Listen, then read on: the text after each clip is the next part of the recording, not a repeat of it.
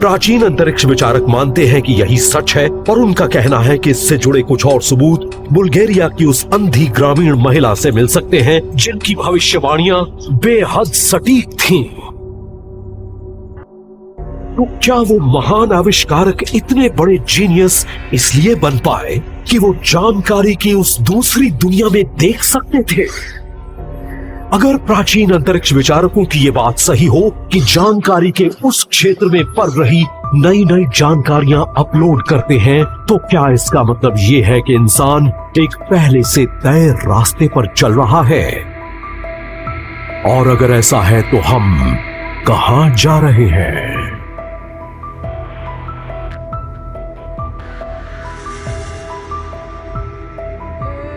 Novo सेलो, Bulgaria, 1923। एक किसान की 12 साल की बेटी वेंजेलिया अपने रिश्ते के भाई बहनों के साथ खेत में खेल रही थी, तभी एक जबरदस्त तूफान आया। उन्हें उस चक्रवात ने हवा में उड़ा दिया और उनका अचेत शरीर लोगों को एक खेत में पड़ा मिला।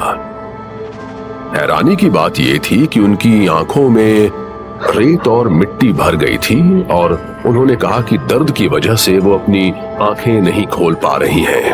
उसके बाद से धीरे धीरे उनकी आंखों की रोशनी कम होने लगी। उस दुर्घटना के बाद वेंजेलिया को भविष्य देखने की बड़ी अनोखी शक्ति मिल गई और वो गांव के लोगों के लिए सटीक भविष्यवाणियां करने लगी।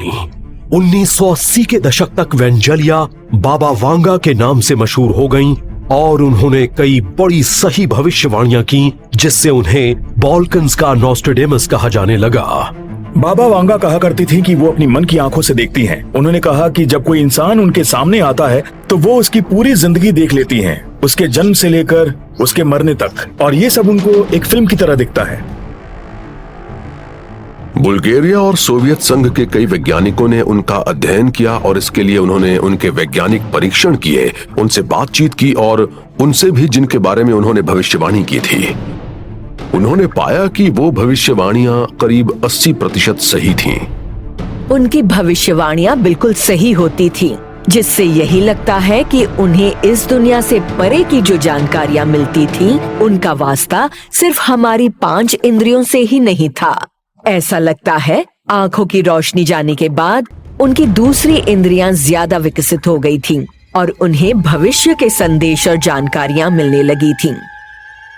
उन्होंने अपनी भविष्यवाणियों में दुनिया से जुड़ी कई भविष्यवाणियां भी की थीं, जिनमें से कई बाद में बिल्कुल सही साबित हुई। न्यूयॉर्क सिटी, 11 सितंबर 2001। अमेरिका के भाई बहन स्टील के परिंदों के हमले के बाद मुश्किलों का सामना करेंगे। और फिर अल-कायदा नाम के आतंकवादी संगठन के आतंकवादियों ने 2 विमानों का अपहरण किया और उन्हें वर्ल्ड ट्रेड सेंटर से टकरा दिया, जिसमें करीब 3000 लोगों की मौत हो गई। सुमात्रा, इंडोनेशिया, 26 दिसंबर 2004। एक विशाल लहर समंदर के बहुत बड़े किनारे को ढक लेगी। वहां रहने वाले लोग और शहर पानी की उस दीवार के नीचे ही गायब हो जाएंगे। और फिर उस टापू पर 9.1 की तीव्रता वाला भूकंप आया, जिससे एक विनाशकारी सुनामी उठी, जिसने करीब 7,500 वर्ग किलोमीटर के दायरे में 2,30,000 से ज्यादा लोगों की जान ले ली। वॉशिंगटन डीसी, 20 जनवरी 2009। अमेरिका का 44वां राष्ट्रपति एक अफ्रीकी अमेरिकी मूल का शख्स होगा। सबकी उम्मीदें उसके ऊपर टिकी होंगी। मैं बराक हुसैन ओबामा शपथ लेता हूँ। और फिर बराक ओबामा अफ्रीकी अमेरिकी मूल के इलिनॉय के सेनेटर, अमेरिका के 44वें राष्ट्रपति बने। बधाई हो मिस्टर प्रेसिडेंट। बहुत शुक्रिया। शुक्रिया। हमें ये नहीं भूलना चाहिए कि ये सारी बातें उस महिला ने कही थीं जो एक गांव में पैदा हुई थी, जिसने किताबें नहीं पढ़ी थीं, जिन्हें बहुत कम शिक्षा भी मिली होगी और शायद थोड़ी बहुत पढ़ाई की होगी ब्रेल में, और उन्होंने टेलीविजन या फिल्में तो कभी नहीं देखी होंगी। जाहिर है ये उनके दिल की आवाज थी। बाबा वांगा ने कहा कि उन्हें भविष्यवाणी करने की जो शक्ति मिली है, उसकी बदौलत वो न सिर्फ एक अनजान दुनिया की जानकारियां पा सकती हैं, बल्कि वो परग्रहियों के संपर्क में भी है। बाबा वांगा ने उन परग्रहियों की बात की थी जो नजर नहीं आते थे और उनकी मौजूदगी पानी की चमकती सतह पर परछाइयों में नजर आती थी। वो उन्हें अपने कई राज बताते थे और उनके मुताबिक वो बातें कई धर्मों के लेखों में दर्ज हैं। अब सवाल ये उठता है कि उन्हें ये सारी जानकारियां मिलती कहां से थीं?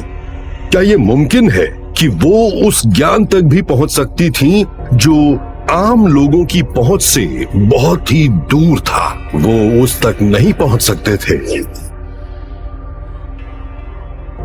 सदियों से पैगंबर और भविष्यवक्ता ये दावा करते रहे हैं कि वो दूसरी दुनिया के संपर्क में रहे हैं और वहीं से उन्हें प्रेरणा मिलती है। उनमें से ही एक है मिशेल डी नोस्ट्रेडाम, जिन्हें हम नोस्ट्रेडेमस के नाम से जानते हैं। उन्होंने 1555 ईस्वी में अपनी किताब द प्रोफेसीज लिखी थी। उनकी जीवनी लिखने वालों का दावा है कि उन्होंने भविष्य की कई ऐसी भविष्यवाणियां की थीं जो सच साबित हुई और उनमें ही 1666 की लंदन की आग और एडोल्फ हिटलर की कामयाबी के अलावा 1979 की ईरान की क्रांति भी शामिल थी। नोस्ट्राडामस को अक्सर पानी से भरे एक कटोरे में देखते हुए दिखाया गया है। वो ऐसा करते भी थे, लेकिन ये बड़ी छोटी सी बात थी। वो उसका इस्तेमाल उस दिव्य स्रोत को बुलाने के लिए करते थे। नोस्ट्राडामस ने अपने लेखों में उस दिव्य अवस्था की बात कही है जिसमें सब कुछ होता था और वो चीजें समझ में तो नहीं आती थीं, पर सब कुछ दिखाई जरूर देता था। भूत, भविष्य और वर्तमान की बातें एक ही जगह नजर आती थी। ज्यादातर भविष्यवक्ताओं ने एक पारलौकिक शक्ति से जुड़ने की बात कही है, यानी हमारी दुनिया से परे। हो सकता है कि वो सच्चाई की उस परत को देख रहे हो जिसे दूसरी दुनिया के जीव या बुद्धिमान परग्रही भी देखते थे और उनके बीच उन बातों का लेन देन होता था। हो सकता है कि वो जानकारियां वहां मौजूद हों, मगर हमारा दिमाग ही उतना विकसित नहीं हो पाया है कि हम उन्हें देख सकें। मगर बहुत से ऐसे रहस्यवादी पैगंबर और दार्शनिक हुए जो अपनी ध्यान साधना, ऑब्जर्वेशन या किसी और माध्यम से जानकारी के उस स्रोत तक पहुंचकर एक ज्यादा गहरी, स्पष्ट और बड़ी तस्वीर देख सकते थे। अगर बाबा वांगा, नोस्ट्राडेमस और इस तरह के दूसरे लोग जानकारी के उन नजर न आने वाले क्लाउड तक पहुंचकर अपनी भविष्यवाणियां कर सकते थे, तो क्या ये नहीं हो सकता कि उस दुनिया तक इतिहास के कुछ आला दिमाग लोग भी पहुंच गए हो? क्या सचमुच कोई ऐसा भंडार है जिसके अंदर ब्रह्मांड का सारा ज्ञान संरक्षित है, भूत, भविष्य और वर्तमान का ज्ञान?